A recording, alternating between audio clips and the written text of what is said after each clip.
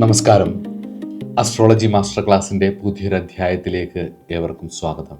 നമ്മൾ ഇന്ന് ചർച്ച ചെയ്യാൻ പോകുന്നത് ജെമിനി അസ്ട്രോളജിയെക്കുറിച്ചാണ്.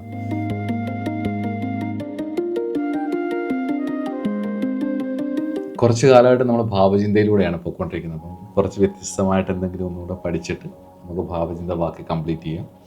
6th ഹൗസിലേക്കാണ് നമ്മളിനി പോകാനുള്ളത്. പക്ഷേ നമുക്കിപ്പം ജെമിനി അസ്ട്രോളജിയിലെ കുറച്ച് കാര്യങ്ങളൊന്ന് നോക്കിയിട്ട് പോവാം. ജെമിനി അസ്ട്രോളജി പരാശര ട്രഡീഷനിൽ നിന്ന് ഒരുപാട് വ്യത്യസ്തമാട്ടോ. അപ്പം അതുകൊണ്ട് തന്നെ ഇത് കുറച്ച് നമ്മൾ സാധാരണ പഠിക്കുന്ന ഒരു രീതിയിൽ നിന്നും കുറച്ച് മാറി വേണം ചിന്തിക്കാൻ. എന്നെ വിളിക്കുന്ന പലരും ഇപ്പം കൺസൾട്ടേഷൻ ആയാലും അല്ലെങ്കിൽ ക്ലാസ്സിനൊക്കെയാണ് വിളിക്കുന്നവർ. പലരും ഇപ്പം ആത്മകാരകൻ, മാത്യകാരകൻ എന്നൊക്കെ പറഞ്ഞിട്ട് ഈ ഗ്രഹം ഇങ്ങനെ ആയതുകൊണ്ട് ഇങ്ങനല്ലേ, ഇങ്ങനെ ആയതുകൊണ്ട് ഇങ്ങനല്ലേ എന്നൊക്കെ പറയും. വാസ്തവത്തിൽ ജെമിനി അസ്ട്രോളജി പരാശരിയുമായിട്ട് കൂട്ടിയോജിപ്പിക്കുമ്പം ചില സ്ഥലങ്ങളിൽ മാത്രമേ അത് ചേർന്ന് വരത്തുള്ളൂ. അതുകൊണ്ട് തന്നെ നമുക്കത് കൃത്യമായിട്ട് വരണമെന്നില്ല. അതുകൊണ്ട് തന്നെ ജെമിനി അസ്ട്രോളജി കൈകാര്യം ചെയ്യുമ്പം അത് ചില ആൾക്കാർ ജെമിനി അസ്ട്രോളജി വിംശോത്തരി നക്ഷത്രദശയുമായിട്ടൊക്കെ കൂട്ടി യോജിപ്പിക്കും. പക്ഷെ ഒരിക്കലും അതങ്ങനെ ചേരത്തില്ല. കാരണം എന്താണെന്ന് ചോദിച്ചു കഴിഞ്ഞാൽ ജെമിനി അസ്ട്രോളജിക്കൊരു സ്ട്രക്ചറുണ്ട്. അതിന് അതിൻ്റെതായ കുറേ രീതികളുണ്ട്.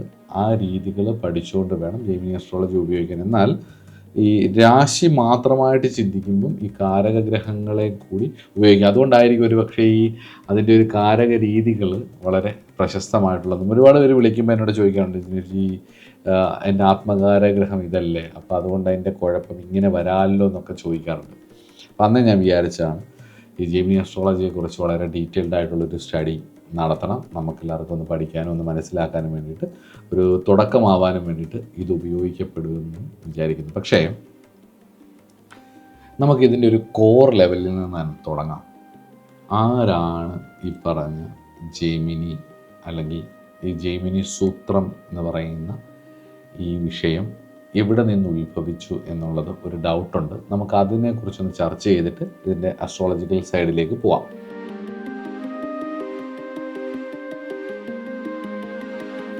ജ്യോതിഷത്തിലെ അഷ്ടാദശ ആചാര്യന്മാരെക്കുറിച്ച്, ഋഷിമാരെക്കുറിച്ച്, പ്രധാനപ്പെട്ട 18 ആചാര്യന്മാരെക്കുറിച്ച് നാരദ സംഹിതയിലും കശ്യപ സംഹിതയിലും നമ്മുടെ ഏറ്റവും പ്രധാനപ്പെട്ട ഗ്രന്ഥമായിട്ടുള്ള പരാശരഹോരയിലും ഒക്കെ ഈ അഷ്ടാദശ ആചാര്യന്മാരെക്കുറിച്ച് പറയുന്നുണ്ട്. ഈ 18 ആചാര്യന്മാരെക്കുറിച്ച് പറയുന്നതിൽ ഈ 3 ഗ്രന്ഥങ്ങളിൽ പറയുന്ന ശ്ലോകങ്ങളിൽ ചില ആചാര്യന്മാർ തമ്മിൽ അങ്ങോട്ടും ഇങ്ങോട്ടുമൊക്കെ വ്യത്യാസമുണ്ട്. ഇതിലൊന്നും തന്നെ ജെമിനിയെ പറയുന്നില്ല എന്നുള്ളതാണ് ഒന്നാമത്തെ നമ്മുടെ ഒരു പോയിന്റ്. കാരണം ഇതിൻ്റെ ജെമിനി സൂത്രം, ഞാനൊരു ബുക്ക് പരിചയപ്പെടുത്താം നിങ്ങളെ. നന്നായിട്ട് മേടിച്ച് വായിക്കേണ്ടതും പഠിക്കേണ്ടതുമായിട്ടുള്ളൊരു ബുക്കാണ്. പ്രത്യേകിച്ച് മഹർഷി ജെമിനി സൂത്രം എന്നാണ് ഈ ബുക്കിൻ്റെ പേര്. കുറേ ജെമിനി സൂത്രത്തെക്കുറിച്ച് കുറേ പുസ്തകങ്ങളുണ്ട്. ഞാൻ ലാസ്റ്റ് ഇതെല്ലാം കൂടെ പറയാം. അതിലെനിക്ക് ഏറ്റവും ഇഷ്ടപ്പെട്ട ഒരു ബുക്ക് എന്ന് പറയുന്നത് ഗ്രേറ്റ് മഹർഷി ഇതായിട്ട് പ്രൊഫസർ PS ശാസ്ത്രികളുടെ ബുക്കാണിത്. അപ്പോൾ ഈ ബുക്കിൻ്റെ ഒരു പ്രത്യേകത എന്ന് പറയുന്നത് ഇതിനകത്ത് ജെമിനി സൂത്രം വളരെ വിശദമായിട്ട് എഴുതുന്നുണ്ട്. പക്ഷേ ഇതിനകത്ത് അദ്ദേഹം എഴുതിയിരിക്കുന്നത് പ്രീ പരാശരയാണ് ഈ ബുക്ക് എന്നാണ് പറയുന്നത്. അപ്പോൾ ആ ഒരു വിഷയമാണ് എന്നെ ഇതിലേക്ക് കൂടുതലായിട്ടൊന്ന് അന്വേഷിപ്പിക്കാൻ കാരണമാക്കിയത്. നാരദ സംഹിതയിൽ പറയുന്ന അഷ്ടാദശാചാര്യന്മാർ എന്ന് പറയുന്നത് ബ്രഹ്മ ആചാര്യ, വസിഷ്ഠ, അത്രി, മനു, പൗലസ്ത്യ, ലോമേശോ, മരീചി, അംഗീരോ, വ്യാസോ, നാരദ, ശൗനകോ, ഭൃഗു, യവനൻ, ഗാർഗ, കാശ്യപോ, അത പരാശര. ഇങ്ങനെയാണ് ഈ ശ്ലോകം. അതായത് ബ്രഹ്മാവ്, ആചാര്യൻ എന്ന് പറഞ്ഞാൽ ബൃഹസ്പതി, വസിഷ്ഠൻ എന്ന് പറഞ്ഞാൽ വസിഷ്ഠൻ, അത്രി, മനു, പൗലസ്ത്യൻ, ലോമേശൻ, മരീചി, അംഗീരസ്, വ്യാസൻ, നാരദൻ, ശൗനകൻ, ഭൃഗു, ച്യവനൻ, യവനൻ, ഗാർഗൻ, കാശ്യപൻ, പരാശരൻ എന്നിങ്ങനെ 18 മഹത്തുക്കളായിട്ടുള്ള ജ്യോതിഷാചാര്യന്മാരെയാണ് നാരദ സംഹിതയിൽ പറയുന്നത്. എന്നാൽ പരാശരഹോരയിൽ പറയുന്ന വിശ്വസൃഷ്ടാവായിട്ടുള്ള ബ്രഹ്മാവ് മുതലാണ് പറയുന്നത്. വിശ്വസൃഷ്ടാവായിരിക്കുന്ന ബ്രഹ്മാവ്, നാരദോ, വ്യാസ, വസിഷ്ഠോ, അത്രി, പരാശരോ എന്ന് പറഞ്ഞിട്ടാണ് പരാശരഹോരയിൽ ഈ ശ്ലോകങ്ങൾ പറയുന്നത്. അപ്പം ഇതിങ്ങനെ നോക്കുമ്പം ഈ 18 ആചാര്യന്മാരാണ് ഏറ്റവും പ്രധാനം എന്ന് പറയുന്നത്. ഈ 18 ആചാര്യന്മാരെ ആചാര്യന്മാരുടെ ഇടയിൽ തന്നെ, പ്രത്യേകിച്ച് കശ്യപ സംഹിതയിലും അതുപോലെ തന്നെ പരാശര ഹോരയിലും നാരദ സംഹിതയിലും അടക്കം പല ഗ്രന്ഥങ്ങളിലും ഈ ആചാര്യന്മാരുടെ ഇതിൽ വ്യത്യാസങ്ങളുണ്ട്. ആ വ്യത്യസ്തപ്പെട്ട ആചാര്യന്മാരെ എല്ലാം കൂടെ കൂട്ടി യോജിപ്പിച്ചുകൊണ്ട് വരുമ്പോൾ തന്നെ ഒരു 10-28 പേരുണ്ട്. അത് ആ 28 പേരുടെ പേര് ഞാനൊന്ന് പറയാം. ബ്രഹ്മാവ്, സൂര്യൻ, ബൃഹസ്പതി, വസിഷ്ഠൻ, അത്രി, വ്യാസൻ, നാരദൻ, പരാശരൻ, മനു, പൗലസ്ത്യൻ അല്ലെങ്കിൽ പുലസ്ത്യൻ, ലൗമേശൻ, മരീചി, അംഗീരസ്, ശൗനകൻ, ഭൃഗു, ഗർഗൻ, ച്യവനൻ, 18ാമത്തെ യവനൻ, 19ാമത്തെ കശ്യപൻ, പൗലീഷ്യൻ. ഇവരെ കൂടാതെ ഈ ആചാര്യന്മാരാണ് പ്രധാനമായിട്ടും 18 ആചാര്യന്മാരിൽ പറയുന്നത്. ഇപ്പോൾ 20 എണ്ണമായി. അത് ഈ പല ശ്ലോകങ്ങളിൽ ഈ ആചാര്യഭേദം, ചിലർ അങ്ങോട്ടും ഇങ്ങോട്ടും പേര് മാറിയിട്ട് മൊത്തത്തിൽ 20 പേര്. ഈ 20 പേരാണ് മിക്ക ഗ്രന്ഥങ്ങളിലും ആചാര്യന്മാരായിട്ട് പറയുന്നത്.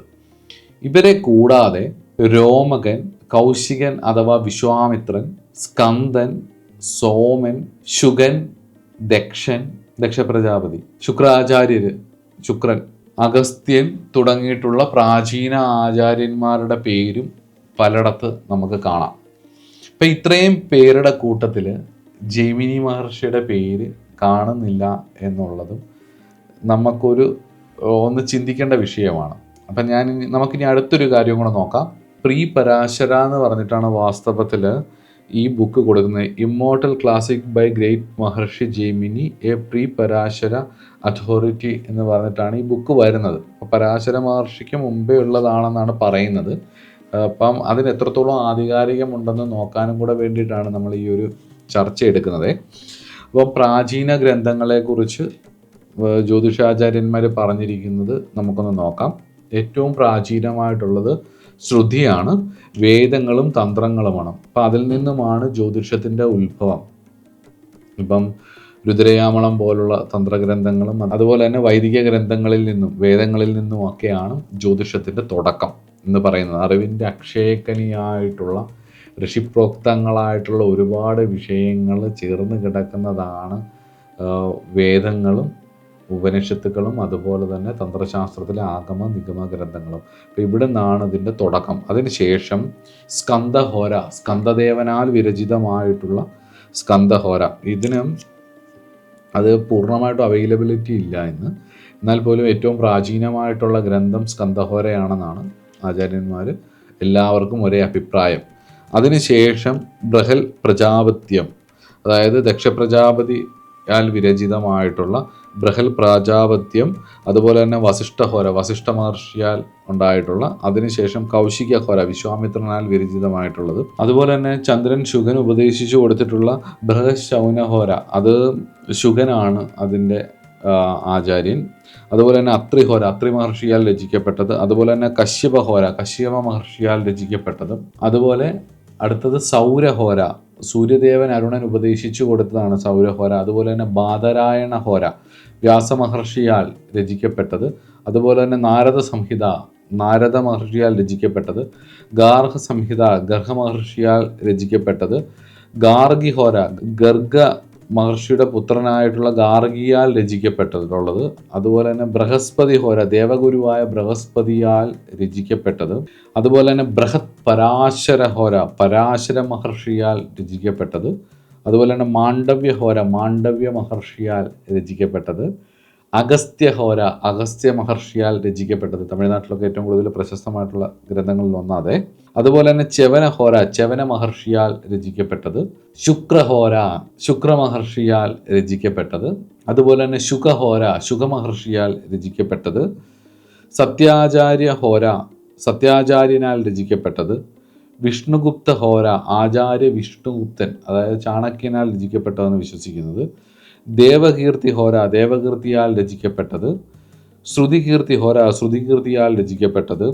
യവന ഹോര, യവന മഹർഷിയാൽ രചിക്കപ്പെട്ടത്, യവനന്മാരിൽ നിന്നും വന്നിട്ടുള്ളത്. സ്ഫുജിധ്വജ ഹോര, സ്ഫുജിധ്വജനാൽ രചിക്കപ്പെട്ടത്. വൃദ്ധയവന ഹോര, മീനരാജനാൽ വിരചിതമായിട്ടുള്ളത്. ഇങ്ങനെ നിരവധി ഹോരകളാണ് ഏറ്റവും പ്രാചീനമായിട്ട് പറയുന്നത്. അതിനുശേഷം വന്നിട്ടുള്ള സൂര്യസിദ്ധാന്തികനായിട്ടുള്ള വരാമിഹിരൻ്റെ ഹോരയാണ് കേരളത്തിൽ ഏറ്റവും കൂടുതൽ പ്രചാരത്തിലുള്ളതും അതുമായിട്ട് ബന്ധപ്പെട്ട അനേകം ജ്യോതിഷ ഗ്രന്ഥങ്ങളും ഉണ്ടായിട്ടുണ്ട് ഈ സിദ്ധാന്തങ്ങളെല്ലാം ബേസ് ചെയ്തിട്ട്. അപ്പം ഈ പ്രശ്നമാർഗത്തിൽ പറയുന്ന ഒരു ശ്ലോകമുണ്ട്, അനേകഹോര തത്വജ്ഞ പഞ്ചസിദ്ധാന്ത ഗോവിത ഊഹാവോഹപാടു സിദ്ധമന്ത്രജ്ഞാനാദിജാതകാണ്. അപ്പോൾ അനേകഹോര തത്വജ്ഞ എന്ന് പറയുമ്പോൾ ഈ പറയുന്ന 10-29 ഹോരകളുടെ പേര് പ്രാചീനമായിട്ടുള്ളത് തന്നെ ഞാൻ പറഞ്ഞു കഴിഞ്ഞു. അപ്പോൾ ഇതൊക്കെ പഠിച്ചു തീർക്കുക എന്ന് പറഞ്ഞു കഴിഞ്ഞാൽ നമുക്ക് ഒരു ജന്മം പോരാ എന്നുള്ളത് ഏകദേശം ഊഹിക്കാവുന്നല്ലേ ഉള്ളൂ. എത്ര ജന്മം എടുക്കും ഇതൊക്കെ ഒന്ന് വായിച്ചു തീർക്കണേ തന്നെ. ജ്യോതിഷം ഇപ്പോൾ പൂർണ്ണമായിട്ട് പഠിക്കുക എന്ന് പറയുന്നത് നമ്മളാൽ കഴിയുന്ന ആഴത്തിലേക്ക് ഇറങ്ങിപ്പോകുക എന്ന് പറയുന്നത് അത്ര എളുപ്പമുള്ളൊരു കാര്യമല്ല. അപ്പോൾ നമ്മളെന്താ ചെയ്യേണ്ടതെന്ന് ചോദിച്ചു കഴിഞ്ഞ് കഴിഞ്ഞാൽ ഇതൊക്കെ വായിക്കാനും കാണാനും ഒക്കെ ഒരു ഭാഗ്യം നമുക്ക് ഉണ്ടാവട്ടെ എന്നുള്ളത് ഭഗവാനോട് പ്രാർത്ഥിക്കുക, ഗുരുക്കന്മാരോടെ പ്രാർത്ഥിക്കുക. അപ്പം ഞാൻ പറഞ്ഞു വന്നത് നമ്മുടെ ഇന്നത്തെ വിഷയമായിട്ട് ബന്ധപ്പെട്ടത് ഇതിനകത്തെങ്ങും ജൈമിനി സൂത്രമോ ജൈമിനി ഹോരയോ പറയുന്നില്ല എന്നുള്ളത് കൊണ്ട് തന്നെ മഹർഷി ജൈമിനി തന്നെയാണോ ഈ ജൈമിനി സൂത്രത്തിൻ്റെ ഉപജ്ഞാതാവ്, അല്ലെങ്കിൽ മഹർഷി ജൈമിനിയാലാണോ രചിക്കപ്പെട്ടതെന്നുള്ളത് ഒരു സംശയം ഉള്ള ഒരു കാര്യമാണ്. ആചാര്യന്മാരുടെ ഇടയിൽ തന്നെ ഉണ്ട്. ഞാൻ ഈ ജൈമിനി സൂത്രത്തെക്കുറിച്ച് ആദ്യമായിട്ട് കേൾക്കുന്നത് ഏകദേശം 2010 കാലഘട്ടത്തിൽ തെലുങ്കാനയിൽ അവിടെ ഒരു ക്ഷേത്രത്തിൽ പോകുന്ന സമയത്ത്, അതായത് ആന്ധ്രാപ്രദേശിൽ ഒരു ക്ഷേത്രത്തിലും, ഇന്ന് അത് ആന്ധ്രാപ്രദേശ് മാത്രമേ ഉള്ളൂ, തെലുങ്കാന പിന്നീടായതാണെന്ന് തോന്നുന്നു. എൻ്റെ ഡേറ്റ് കറക്റ്റ് എനിക്ക് ഓർമ്മയില്ല, ആദ്യം തോന്നുന്നു. എൻ്റെ വളരെ ചെറുപ്രായത്തിൽ 22 വയസ്സൊക്കെ ഉള്ള സമയത്ത് ഞാൻ ആന്ധ്രാപ്രദേശിൽ ക്ഷേത്ര ദർശനങ്ങളായിട്ട് പോകുന്ന സമയത്ത് മല്ലികാർജുന ഒക്കെ ഇങ്ങനെ തൊഴുത് പല വഴിക്കൂടെ പോകുന്ന സമയത്താണ് വാസ്തവത്തിൽ ജൈമിനി സൂത്രത്തെക്കുറിച്ചും ജൈമിനി സൂത്രത്തെ ബേസ് ചെയ്തിട്ടുള്ള അസ്ട്രോളജേഴ്സിൻ്റെ ഒരുപാട് പേരെക്കുറിച്ചും ഞാൻ ആദ്യമായിട്ട് അറിയുന്നത്. നമ്മുടെ തമിഴ്നാട്ടിൽ തഞ്ചാവൂരുള്ള താളിയോല പോലെ നാഡീ ജ്യോതിഷം പോലെ തന്നെ ജൈമിനി സൂത്രത്തെ പറ്റി ധാരാളം ആൾക്കാർ ഈ ആന്ധ്രാപ്രദേശ് ഏരിയകളിൽ ഉണ്ടായിരുന്നു. അങ്ങനെയാണ് ഞാനിത് ആദ്യമായിട്ട് കേട്ടു തുടങ്ങിയതും അതിനെക്കുറിച്ച് മനസ്സിലാക്കാൻ ശ്രമിച്ചു തുടങ്ങിയതുമൊക്കെ. വേദാന്ത സ്കൂളിൻ്റെ ഉപജ്ഞാതാവായിട്ടിരിക്കുന്ന ബാദരായണൻ്റെ ശിഷ്യനായിരിക്കുന്ന ജൈമിനി പൂർവമീമാംസ എന്ന് പറയുന്ന ദർശനത്തിൻ്റെയും ഉപജ്ഞാതാവാണ്. പൂർവമീമാംസ എന്ന് പറയുന്നത് കർമ്മമീമാംസ എന്ന് പറയും. അതായത് വൈദികമായിട്ടുള്ള വിഷയങ്ങളെ ആസ്പദമാക്കിയിട്ടുള്ള കർമ്മം ക്രിയാവിഷയങ്ങളെ അല്ലെങ്കിൽ യാഗങ്ങളെ അങ്ങനെയൊക്കെയുള്ള കാര്യങ്ങളെ ചിട്ടപ്പെടുത്തിയതിൽ പൂർവമീമാംസയുടെ പങ്ക് വളരെ വലുതാണ്. അതുകൊണ്ട് തന്നെയാണ് അതിൻ്റെ മെയിൻ പർപ്പസ് അതായിരുന്നു. അപ്പോൾ ആ ജൈമിനി മഹർഷിയാണോ ഇതെന്നുള്ളത് സംശയമാണ്. ബാദരായണനാണ് ശരിക്കും പറഞ്ഞു കഴിഞ്ഞു കഴിഞ്ഞാൽ ബ്രഹ്മസൂത്രത്തിൻ്റെ ഉപജ്ഞാതാവ്. ഈ ബ്രഹ്മസൂത്രത്തിനാണ് പിന്നീട് ശങ്കരാചാര്യസ്വാമി ദശനാമി സമ്പ്രദായം കൊണ്ടുവരുന്ന സമയത്ത് പ്രസ്ഥാനത്രയത്തിൻ്റെ ഭാഗമായിട്ട് ഭഗവത്ഗീതയും ദശോപനിഷത്തും ബ്രഹ്മസൂത്രവും എടുക്കുന്നത്. വേദാന്ത സ്കൂളിൻ്റെ ഉപജ്ഞാതാവും കൂടിയാണ് ബാദരായണൻ. ഈ ബാദരായണൻ്റെ ശിഷ്യനാണ് ജൈമിനി എന്ന് പറയുന്നത്. ഈ ജൈമിനി തന്നെയാണോ നമ്മുടെ ഈ ജൈമിനി സൂത്രത്തിൻ്റെ ഉപജ്ഞാതാവ് എന്നുള്ളതും വളരെ ഡൗട്ടുള്ളൊരു കാര്യമാണ്. നമുക്കത് ഭാവിയിൽ അന്വേഷിച്ച് കണ്ടെത്താം. ഇത് ജൈമിനി എന്ന് പറയുന്ന മഹർഷിയാൽ തന്നെ എഴുതിയതാണെന്ന് ഒരു പക്ഷം പറയുന്നുണ്ട്, വേറൊരു പക്ഷം ഇത് ജൈമിനി എന്ന് പേരുള്ള വേറൊരു ആചാര്യൻ, പിന്നീട് വളരെ ശക്തനായ ഒരു ആചാര്യൻ്റെ കണ്ടെത്തലാണ് ഇതെന്ന് പറയുന്ന 2 അഭിപ്രായങ്ങളുണ്ട്. രണ്ട് കാലയളവാണ് പറയുന്നത്. ഒരാൾ BC-യിലാണ് ജൈമിനി മഹർഷിയുടെ കാലം, ഇദ്ദേഹത്തിൻ്റെ കാലം പിന്നീട് ഉള്ള കാലമാണ് എന്നുള്ളതും കൂടി പറയുന്നുണ്ട്. അപ്പം നമുക്ക് ജൈമിനി സൂത്രത്തിൻ്റെ ഡീറ്റെയിൽസിലേക്ക് കടക്കാം. ജൈമിനി സൂത്രം എന്ന് പറയുന്നത് പരാശര ഹോരയിൽ നിന്നും ഒരുപാട് വ്യത്യസ്തമായിട്ടുള്ള കാര്യങ്ങളെ കൂട്ടിയോജിപ്പിച്ചു കൊണ്ടിട്ടാണ് ജൈമിനി സൂത്രം ചെയ്തിരിക്കുന്നത്. അതിലൊന്നാമത്തെ രാശിദൃഷ്ടിയാണ്, രണ്ടാമത്തെ അർഗള പോലെയുള്ള കാര്യങ്ങളാണ്, മൂന്നാമത്തത് കാരകങ്ങളാണ്. കാരകഗ്രഹം, പ്ലാനറ്റ് ഡിഗ്രി ബേസ് ചെയ്തിട്ട് കാരകഗ്രഹങ്ങളെ പറയുന്നതാണ് മൂന്നാമത്തത്. അത് പരാശര മഹർഷിയുടെ ഗ്രഹകാരകത്വമല്ല ഇവിടെ പറയുന്നത്. അതിനെ ആത്മകാരകൻ, ഏറ്റവും കൂടുതൽ ഡിഗ്രി മുന്നോട്ട് പോയ ഗ്രഹത്തെ ആത്മകാരകനെന്നും അതിൻ്റെ തൊട്ടുപുറയിലുള്ള ഗ്രഹത്തെ അമാത്യകാരകനെന്നും അതിൻ്റെ തൊട്ടുപുറയിലുള്ളതിനെ ഭ്രാതൃകാരകനെന്നും ഭ്രാതൃകാരകൻ കഴിഞ്ഞ് കഴിഞ്ഞാൽ മാതൃകാരകൻ, പിന്നെ അതിൻ്റെ തൊട്ടുപുറയിലുള്ളതിനെ പുത്രകാരകനെന്നും പിന്നെ ഗണതികാരകനും ധാരകാരകനുമായിട്ട് ഇങ്ങനെയാണ് ഇതിൻ്റെ കാരകങ്ങളെ തിരിക്കുന്നത്. നമുക്ക് ഡീറ്റെയിൽഡായിട്ട് ഇതിനെക്കുറിച്ച് പിന്നീട് പഠിക്കാം. നമുക്കിപ്പോൾ ബേസ് എന്തൊക്കെയാണ് ഇതിന് പരാശര ഹോരയിൽ നിന്നും അല്ലെങ്കിൽ പരാശരി സ്റ്റൈലിൽ നിന്നും അല്ലെങ്കിൽ നമ്മൾ ഫോളോ ചെയ്യുന്ന പാരമ്പര്യ രീതിയിൽ നിന്നും എന്തൊക്കെയാണ് ഇതിൻ്റെ വ്യത്യസ്തമായിട്ടുള്ള കാര്യങ്ങൾ എന്നുള്ളത് പഠിക്കാം. ഒന്നാമത്തേത് അതിൻ്റെ രാശിയുടെ ആസ്പെക്റ്റാണ്, രാശിയുടെ ദൃഷ്ടി. 2 അർഗള. മൂന്നാമത്തേത് ഗ്രഹകാരകത്വമാണ്. നമ്പർ 4 അടുത്തത് കാരകാംശ ലഗ്നമാണ്. അത് നമുക്ക് പഠിക്കാം എന്താണെന്നുള്ളത്. 5ാമത്തേത് എന്ന് പറയുന്നത് ഭാവാരൂഢം അല്ലെങ്കിൽ പാദം എന്ന് പറയും. അത് രസമാണത്. അതും നമുക്ക് പറയാം എങ്ങനെയാണ് ഭാവാരൂഢത്തെ, ഓരോ ഭാവത്തിൻ്റെയും ആരൂഢത്തെ കണ്ടുപിടിക്കുന്നത് എങ്ങനെയാണെന്നുള്ളത്, ഭാവാരൂഢം അല്ലെങ്കിൽ പാദം കണ്ടുപിടിക്കുന്നത് എങ്ങനെയാണെന്നുള്ളത് നോക്കാം. അത് ഇതിൻ്റെ ഒരു വ്യത്യസ്തമായിട്ടുള്ളൊരു കാര്യമാണ്. ഒന്നുകൂടെ നോക്കാം. ഒന്നെന്ന് പറയുന്നത് എന്താണ്? രാശിദൃഷ്ടിയാണ്, അർഗളയാണ്. മൂന്നാമത്തെ ഗ്രഹകാരകമാണ്. 4ാമത്തേത് കാരകാംശ ലഗ്നമാണ്. 5ാമത്തേതെന്ന് പറയുന്നത് ഭാവാരൂഢം ഓർ പാദം ആണ്. അടുത്തത് ദശാസിസ്റ്റമാണ്. നമ്മൾ സാധാരണ ഉപയോഗിക്കുന്ന ദശാസിസ്റ്റം എന്ന് പറയുന്നത് ഏതാണ്? വിംശോത്തരി നക്ഷത്രദശയാണ് പരാശരഹോരയിൽ, അത് ശിവജാതകത്തിൽ നിന്നും പരാശരഹോരയിലേക്ക് എടുത്തു ചേർക്കപ്പെട്ടിട്ടുള്ള അല്ലെങ്കിൽ ആ ശിവപാരമ്പര്യത്തിൽ നിന്നും വന്നിട്ടുള്ള വിംശോത്തരി നക്ഷത്രദശയാണ് നമ്മൾ പരാശരി ഫോളോ ചെയ്യുമ്പം അല്ലെങ്കിൽ ആ ഒരു ക്രമം ഫോളോ ചെയ്യുമ്പോൾ നമ്മൾ ഉപയോഗിക്കുന്നത്, നമ്മൾ പാരമ്പര്യമായിട്ട് ഉപയോഗിക്കുന്നത്. എന്നാൽ ജെമിനി അസ്ട്രോളജിയിലെ ദശാസിസ്റ്റം ഒന്ന് സ്ഥിരദശ എന്നും ഒന്ന് ചരദശ എന്നും പറഞ്ഞ് 2 ദശകളാണ് മെയിനായിട്ട്. അത് ചരദശ എന്ന് പറയുന്നതിന് ചലിക്കുന്നതാണ് എന്നുള്ളതാണ്. അപ്പോൾ അത് അസെൻഡൻറ്റ് ബേസ് ചെയ്ത് ലഗ്നം ബേസ് ചെയ്തിരിക്കും. ഓരോരുത്തർക്കും ഓരോ ലഗ്നമല്ലേ, അപ്പോൾ ആ ലഗ്നം ബേസ് ചെയ്തിട്ടായിരിക്കും ചരദശ വരുന്നത്. സ്ഥിരദശ എന്ന് പറയുന്നത് അതൊരു ഫിക്സഡ് ഡ്യൂറേഷൻ ആയിരിക്കും. ബ്രഹ്മഗ്രഹം ഏതാണെന്ന് കണ്ടുപിടിച്ചിട്ട് അതിനനുസരിച്ചാണ് ഫിക്സഡ് ദശയെ കണ്ടുപിടിക്കുന്നത്. ഇത്രയും കാര്യങ്ങളും കൂടെ കൂട്ടി യോജിപ്പിച്ചിട്ടാണ് വാസ്തവത്തിൽ ജെമിനി അസ്ട്രോളജി നമ്മൾ പറയുന്നതും ഉപയോഗിക്കുന്നതും. പക്ഷേ നിർഭാഗ്യവശാൽ പലപ്പോഴും ഇതിൻ്റെ ഈ കാരഗ്രഹങ്ങളുടെ സ്വഭാവങ്ങൾ മാത്രം എടുത്തിട്ട്, അതിൻ്റെ ഒരു രീതി മാത്രം എടുത്തിട്ട് കൊണ്ടുവന്ന് വിംശോത്തരി നക്ഷത്രദശയുമായിട്ടൊക്കെ കണക്ട് ചെയ്യുന്ന ഒരു രീതിയുണ്ട്. ജെമിനി അസ്ട്രോളജി നക്ഷത്രങ്ങൾക്കോ നക്ഷത്രദശയ്ക്കോ വലിയ പ്രാധാന്യമില്ല എന്നുള്ളത് കൊണ്ട് തന്നെ അതവിടെ വർക്ക് ചെയ്യത്തില്ല. കാരണം ജെമിനി അസ്ട്രോളജിയുടെ രീതി കുറച്ച് വ്യത്യസ്തമാണ്. ഒരു പക്ഷേ വേണേൽ ഘടിപ്പിച്ച് പറയാം, നവാംശവുമായിട്ട് ജെമിനി അസ്ട്രോളജിയുടെ കണക്ഷൻസും അതിൻ്റെ ശ്ലോകങ്ങളും ഉപയോഗിക്കുന്ന രീതികളും വേണേൽ വെച്ച് ഘടിപ്പിച്ച് പറയാം. പക്ഷേ എന്നാൽ പോലും അത് എൻ്റെ അനുഭവത്തിൽ എനിക്കത് ഉപയോഗമായിട്ട് വന്നിട്ടില്ല. ജെമിനി അസ്ട്രോളജിയാണ് നിങ്ങൾ യൂസ് ചെയ്യുന്നതെങ്കിൽ, ആ മെത്തേഡാണ് നിങ്ങൾ ഫോളോ ചെയ്യുന്നതെങ്കിൽ, നിങ്ങൾ സ്ഥിരദശയും ചരദശയും തന്നെ ഉപയോഗിക്കുക തന്നെ വേണം. അല്ലാതെ പരാശരിയിലെ ഉപയോഗിക്കുന്ന സമയത്ത് നിങ്ങളുടെ യുക്തിപൂർവ്വം പരാശരിയിൽ ദശ ഉപയോഗിക്കാൻ പറ്റില്ല. പക്ഷെ ചില കാര്യങ്ങൾ, പ്രത്യേകിച്ച് ഈ ആത്മകാരഗ്രഹം അമാത്യകാരഗ്രഹത്തിൻ്റെ ഒക്കെ ഡിഗ്രി ബേസ് ചെയ്ത്, അതിൻ്റെ ഭാവം ബേസ് ചെയ്ത് ചില കാര്യങ്ങൾ, പരാശരത്തിൽ പറയുന്ന ഭാവങ്ങളുമായിട്ട് ബന്ധപ്പെട്ടിട്ടുള്ള ചില കാര്യങ്ങളെ ആ ഭാവവും ഈ കാരഗ്രഹവും കൂടെ കൂട്ടി യോജിപ്പിക്കാൻ നമുക്ക് പറ്റുകയും ചെയ്യും. അത് എനിക്ക് പേഴ്സണലി എക്സ്പീരിയൻസ് ഉള്ളതാണ്, ഞാൻ ചെയ്ത് എനിക്ക് അനുഭവമുള്ളതാണ്. ഇപ്പം ആത്മകാരഗ്രഹം 10ാം ഭാവത്തിൽ ഇരിക്കുമ്പോൾ പരാശരി ആയിട്ട് ബന്ധപ്പെട്ടിട്ടുള്ളതാണെങ്കിൽ ആ 10ാം ഭാവത്തിൽ ആ നിൽക്കുന്ന ഗ്രഹത്തിനനുസരിച്ചുള്ള ക്യാരക്ടറും അവർക്ക് അതിനുള്ള ആഗ്രഹങ്ങളും അവരുടെ സോളിൻ്റെ ഡിസയർ എന്താണെന്നുള്ളത് നമുക്ക് വളരെ കൃത്യമായിട്ട് മനസ്സിലാക്കിയെടുക്കാൻ പറ്റും. ആ ഏരിയയിലൊക്കെ നമുക്ക് ജെമിനിയുടെ ഈ കാരകാംശങ്ങളും അതുപോലെ തന്നെ ഈ ആരൂഢ ലഗ്നം അല്ലെങ്കിൽ ആരൂഢ പാദമൊക്കെ കണ്ടുപിടിക്കുന്നത് നമുക്ക് വളരെ കൃത്യമായിട്ട് ചില ഏരിയകളിൽ ഉപയോഗിക്കാം. അപ്പോൾ വരുന്ന ക്ലാസ്സുകളിൽ നമുക്ക് പൂർണ്ണമായിട്ടും ഇത് നമുക്ക് എക്സ്പ്ലെയിൻ ചെയ്ത് പോകാൻ പറ്റത്തില്ല. അതിനുള്ള സമയവും നമുക്ക് അതിനുള്ള പരിമിതിയും ഇതിനകത്തുണ്ട്. അപ്പോൾ എന്തെങ്കിലും ഒരിക്കലും നമുക്കൊരു കോഴ്സായിട്ട് ചെയ്യുന്ന സമയത്ത് ജെമിനി അസ്ട്രോളജി മൊത്തത്തിൽ നമുക്ക് നോക്കാം.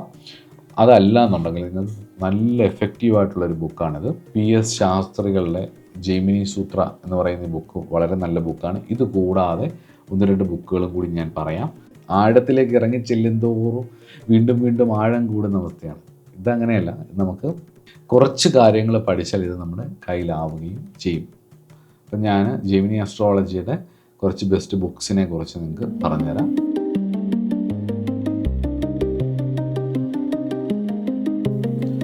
മാർക്ക് ബോണി എന്ന് പറഞ്ഞിട്ടുള്ള ആൾ എഴുതിയിട്ടുള്ള ദ എസെൻഷ്യൽസ് ഓഫ് ജെയ്മിനി എന്ന് പറഞ്ഞൊരു ബുക്കുണ്ട്. അതുപോലെ തന്നെ ജുവൽസ് ഓഫ് ജെയ്മിനി എന്നൊക്കെ പറഞ്ഞിട്ടുള്ള പുസ്തകങ്ങളുണ്ട്. നല്ലൊരു റൈറ്റിംഗ് സ്റ്റൈലാണ് അദ്ദേഹത്തിൻ്റെ. നിങ്ങൾക്ക് അത് മേടിച്ച് വായിക്കാം, പഠിക്കാം. അതുപോലെ തന്നെ KN റാവു സാറിൻ്റെ പ്രെഡിക്റ്റിംഗ് ത്രൂ കാരകാംശ ആൻഡ് ജെയ്മിനീസ് മാണ്ഡൂക് ദശ എന്ന് പറഞ്ഞിട്ടൊരു ബുക്കുണ്ട്. അത് ആമസോണിലൊക്കെ അവൈലബിൾ ആണ്. നിങ്ങൾക്ക് ആ ബുക്ക് നല്ല ജെയ്മിനി അസ്ട്രോളജിയിൽ വളരെ പ്രധാനപ്പെട്ട ഒരു പുസ്തകമാണ്. ഒരു നല്ല ഗ്രേറ്റ് റിസർച്ചാണത്. അത് വേണമെങ്കിൽ വായിച്ച് പഠിക്കാവുന്നതാണ്. അതുപോലെ തന്നെ പ്രെഡിക്റ്റിംഗ് ത്രൂ ജെയ്മിനീസ് ചരദശ, ആ ജെയ്മിനിയുടെ ചരദശയെക്കുറിച്ചുള്ള പഠനങ്ങൾ, അതും KN റാവു സാറിൻ്റെയാണ്. ഗംഭീര പുസ്തകമാണ്. അത് വേണമെങ്കിൽ നിങ്ങൾക്ക് വായിക്കാം. അതും ആമസോണിൽ അവൈലബിൾ ആണ്. ഈ KN റാവുവിൻ്റെ ഇൻസ്റ്റിറ്റ്യൂട്ടിൽ ഒരുപാട് പുസ്തകങ്ങൾ കിട്ടും. നിങ്ങൾക്ക് അതിൽ കോൺടാക്റ്റ് ചെയ്ത് കഴിഞ്ഞാൽ അവർ ഡയറക്റ്റ് അത് അയച്ചു തരികയും ചെയ്യും. ഓൺലൈനിൽ ബ്രൗസ് ചെയ്താൽ മതി. അതുപോലെ തന്നെ സൂര്യനാരായണ റാവുവിൻ്റെ ജെയ്മിനി സൂത്രം, അതുപോലെ തന്നെ BV രാമൻ്റെ, ബാംഗ്ലൂർ വെങ്കിട്ടരാമൻ്റെ സ്റ്റഡീസ് ഇൻ ജെയ്മിനി അസ്ട്രോളജി എന്ന് പറഞ്ഞൊരു പുസ്തകമുണ്ട്. അതുപോലെ തന്നെ ഈ ജെയ്മിനിയുടെ നവാംശദശ എന്ന് പറഞ്ഞിട്ടൊരു ദശയുണ്ട്. അത് നവാംശത്തെക്കുറിച്ച്, ജെയ്മിനി നവാംശത്തെക്കുറിച്ച്, അതിൻ്റെ ദശയെക്കുറിച്ച് ഈ ജെയ്മിനി സൂത്രത്തിൽ പറയുന്നുണ്ട്. ഈ പുസ്തകം ഞാൻ എടുത്ത് പറയുന്നതിൻ്റെ ഒരു പ്രധാന കാരണം, അതിൻ്റെ KN റാവുവിൻ്റെ ഒരു ബുക്കുണ്ട്. ഈ നവാംശ ദശയെക്കുറിച്ച് പറയുന്ന KN റാവുവിൻ്റെ ഒരു ബുക്കുണ്ട്. ഈ ഒരു ബുക്കിൻ്റെ ഒരു പ്രത്യേകത എന്നറിയോ, ഈ ഒരു 4 ചാപ്റ്ററുകളിലായിട്ട് 936 സൂത്രങ്ങൾ ഉണ്ട് ഇതിനകത്ത്. 4 ചാപ്റ്ററിലായിട്ട്. എനിക്ക് തോന്നുന്നു ജെയ്മിനി അസ്ട്രോളജിയിൽ ഞാൻ പല പുസ്തകങ്ങൾ കണ്ടിട്ടുണ്ടെങ്കിലും പല റിസർച്ചുകളും സ്റ്റഡീസും കണ്ടിട്ടുണ്ടെങ്കിലും കുറച്ചൊരു ആധികാരികമായിട്ടുള്ളൊരു പുസ്തകമായിട്ട് എനിക്ക് ജെയ്മിനി സൂത്രം ഈ ബുക്കാണ് തോന്നിയിട്ടുള്ളത്. ബാക്കിയുള്ള ബുക്കുകളൊന്നും ഞാൻ എടുത്തുകൊണ്ട് വരാത്തതാണ്. ഈ ബുക്കിനൊരു പ്രത്യേകതയുള്ളതെന്ന് പറഞ്ഞു കഴിഞ്ഞാൽ ഈ 936 സൂത്രങ്ങൾ ഇതിനകത്തുണ്ട്. അതേപോലെ തന്നെ ഒരു പ്രത്യേകത എന്ന് പറയുന്നത് 4 ചാപ്റ്ററുകളിലായിട്ട് വ്യത്യസ്ത പാദങ്ങളോട് കൂടിയിട്ട് ഏകദേശം 413 പേജുകളിലായിട്ട് ഇത് വളരെ വിശദമായിട്ട് പറഞ്ഞിട്ടുണ്ട്. പിന്നെ രണ്ടാമതൊരു കാര്യം എന്ന് പറയുന്നത്, ഈ നോർത്ത് ഇന്ത്യൻ സൈഡിൽ നിന്നൊക്കെ വരുന്ന പല പുസ്തകങ്ങൾക്കും ഉള്ളൊരു പ്രശ്നമായിട്ട് തോന്നിയിട്ടുള്ളത് അവരുടെ നോർത്ത് ഇന്ത്യൻ സ്റ്റൈലിലായിരിക്കും ചാർട്ട് വരയ്ക്കുന്നത്. ഇത് സൗത്ത് ഇന്ത്യൻ ഫോർമാറ്റിൽ ഏകദേശം ഒരു 329 ചാർട്ടുകൾ ഇതിനകത്ത് എക്സാമ്പിളായിട്ടും കൊടുത്തിട്ടുണ്ട്. ജെയ്മിനി അസ്ട്രോളജി പഠിക്കാൻ എനിക്ക് ഏറ്റവും കൂടുതൽ സഹായമായ പുസ്തകങ്ങളിൽ ഒന്നാണ് ഈ ഗ്രന്ഥം. അതുകൊണ്ട് തന്നെ ഈ പുസ്തകം മേടിച്ച് വായിക്കുക എന്നുള്ളതാണ്. അതോടൊപ്പം തന്നെ അടുത്തടുത്ത് വരാൻ പോകുന്ന ക്ലാസ്സുകളിൽ ജെയ്മിനി അസ്ട്രോളജിയുടെ ബേസിക്സും ഈ പുസ്തകവും കൂടി ആയാൽ നിങ്ങൾക്ക് ജെയ്മിനി അസ്ട്രോളജിയെക്കുറിച്ച് കൃത്യമായിട്ടുള്ള ഒരു വിവരണം, കൃത്യമായിട്ടുള്ളൊരു അറിവ്, കൃത്യമായിട്ടുള്ളൊരു തിരിച്ചറിവ് എന്തായാലും ഉണ്ടാവും. അപ്പോൾ അടുത്ത ക്ലാസ് മുതൽ നമുക്ക് ആത്മകാരകത്തെക്കുറിച്ചും അതുപോലെ തന്നെ അമാത്യകാരകന്മാരെക്കുറിച്ചും അതിൻ്റെ വ്യത്യസ്തമായ ഫലങ്ങളെക്കുറിച്ചും ഈ ആത്മകാരക ഗ്രഹങ്ങൾ റെട്രോഗ്രേഡ് ആയാലുള്ള എൻ്റേതായ ചില അനുഭവങ്ങളെക്കുറിച്ചും ഞാൻ അടുത്ത ക്ലാസ്സിൽ പറയാം. നമസ്കാരം.